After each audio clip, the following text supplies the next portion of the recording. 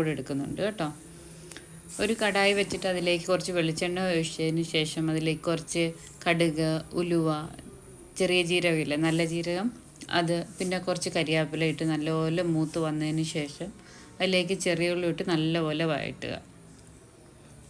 വഴറ്റിയതിന് ശേഷം അതിലേക്ക് ബാക്കി പച്ചക്കറികൾ നമുക്ക് ഓരോരുത്തർക്ക് ഇഷ്ടമുള്ള പച്ചക്കറികൾ ആഡ് ചെയ്യാം കേട്ടോ. ഓരോരുത്തരുടെ ഇഷ്ടത്തിനനുസരിച്ചാണ്. ചെറുതാക്കി കട്ട് ചെയ്തിട്ട് നല്ലപോലെ ഓരോന്നായിട്ടിട്ട് വഴറ്റിയെടുക്കുക.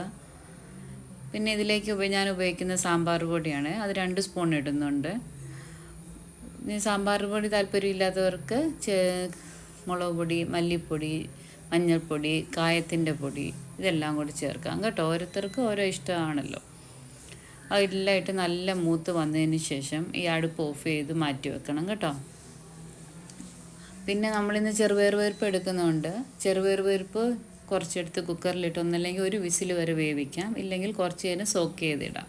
ഇതിന് പരിപ്പിന് വേവ് അധികം ഇല്ലാത്തത് കൊണ്ട് ഒന്നല്ലെങ്കിൽ ഇതിൻ്റെ കൂടെ ഇട്ട് ഈ കടായി തന്നെ ഇട്ട് തിളപ്പിക്കാം, ഇല്ലെങ്കിൽ കുക്കറിലേക്ക് വെച്ച് 2 വിസിലാകുന്നിടം വരെ വേവിച്ചെടുക്കാം കേട്ടോ. ഓരോരുത്തരുടെ ഇഷ്ടത്തിനനുസരിച്ച് അത് ചെയ്താൽ മതി.